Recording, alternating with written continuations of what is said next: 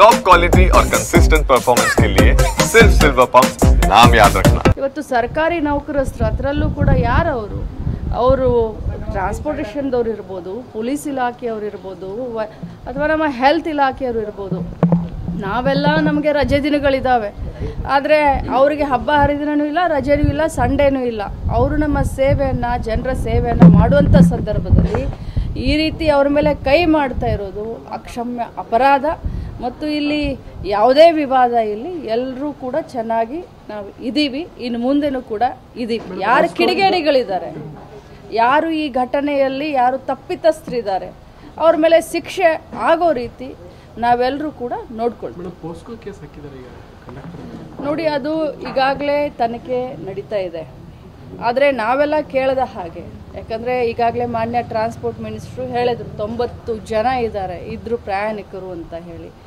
ಎಲ್ಲೋ ಏನೋ ಯಾರೋ ಏನೋ ತಮ್ಮ ಒಂದು ಇದಕ್ಕೆ ಈ ರೀತಿ ಪೋಕ್ಸೋ ಕೇಸ್ ಹಾಕಿ ಇದನ್ನು ಮಾಡಿ, ಅದೆಲ್ಲ ತನಿಖೆ ಆಗಲಿ, ತನಿಖೆ ಆದಮೇಲೆ ಅದು ಹೊರಗೆ ಬರುತ್ತೆ. ಬಟ್ ಒಂದೇ ಮಾತನ್ನು ಹೇಳಲಿಕ್ಕೆ ಬಯಸ್ತೇನೆ, ಇವತ್ತು ಕರ್ನಾಟಕ ರಾಜ್ಯ ಬೇರೆ ಅಲ್ಲ, ಇನ್ನೊಂದು ರಾಜ್ಯ ಬೇರೆ ಅಲ್ಲ, ದೇಶ ಅಂತಂದಾಗ ನಾವೆಲ್ಲರೂ ಒಂದೇ.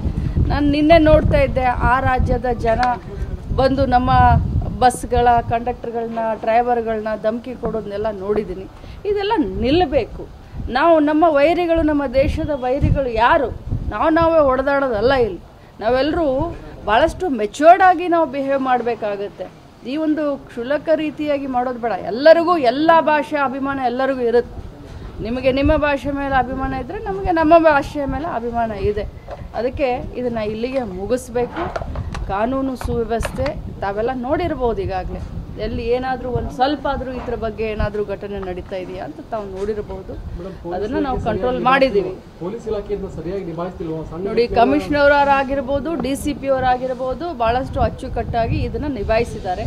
ಸ್ಥಳೀಯ CPI ಅವರನ್ನು ನಾನು ಕೇಳಿದ್ದೀನಿ, ಅವರು ಒಂದು ಸ್ವಲ್ಪ ಇದನ್ನು ನಿಭಾಯಿಸೋದ್ರಲ್ಲಿ ವಿಫಲ ಆಗಿದ್ದಾರೆ ಅಂತ ಹೇಳಿದ್ದಾರೆ. ಒಂದು ಕನ್ನಡ ಪರ ಹೋರಾಟಗಾರರು ಬೆಳಗಾವಿ ಜಿಲ್ಲೆ ಯಾವ ನಾಯಕರು ಕೂಡ ನಾಡುನುಡಿ ವಿಚಾರದಲ್ಲಿ ಗಟ್ಟಿ ಧ್ವನಿ ಎತ್ತಲ್ಲ. ಬೆಳಗಾವಿ ಚಲೋ ಕರೆ ಕೊಟ್ಟಿದ್ದಾರೆ. ನಾನು ಎಲ್ಲರಿಗೂ ಒಂದೇ ಮನವಿಯನ್ನು ಮಾಡ್ತೀನಿ, ಎಲ್ಲರಿಗೂ ಒಂದೇ ಮನವಿಯನ್ನು ಮಾಡ್ತೀನಿ. ದೇಶ ಒಂದು, ವಿವಿಧ ಭಾಷೆಗಳು, ವಿವಿಧ ಸಂಸ್ಕೃತಿಗಳು ಇದ್ದಂಥ ಈ ದೇಶದಲ್ಲಿ ನಾವು ಒಂದೇ ಅಂದ ತಕ್ಷಣ ಮಾತರಂ ಅಂತೀವಿ, ಒಂದೇ ತಾಯಿಯ ಮಕ್ಕಳು ಅಂತ ಹೇಳ್ತೀವಿ. ಭಾಷೆ ಅಭಿಮಾನ ಎಲ್ಲರಿಗೂ ಇರುತ್ತೆ. ನಮ್ಮ ಭಾಷೆ ನಮಗೆ ಅಭಿಮಾನ, ಇನ್ನೊಬ್ಬರ ಭಾಷೆ ಅವರಿಗೆ ಅಭಿಮಾನ ಇರ್ಬೋದು. ಬಟ್ ಇದನ್ನು ರಾಜಕೀಯವಾಗಿ ನಾವು ಯಾರು ಈ ಒಂದು ಸುಮಧುರವಾದಂಥ ವಾತಾವರಣವನ್ನು ಯಾರೂ ಕೆಣಕೋಕೆ ಹೋಗಬೇಡಿ. ಯಾರು ತಪ್ಪಿತಸ್ಥರಿದ್ದಾರೆ, ಸರ್ಕಾರ ಖಂಡಿತವಾಗ್ಲೂ ಅವ್ರ ಮೇಲೆ ಕಠಿಣ ಕ್ರಮವನ್ನು ತೆಗೆದುಕೊಳ್ಳೋದು.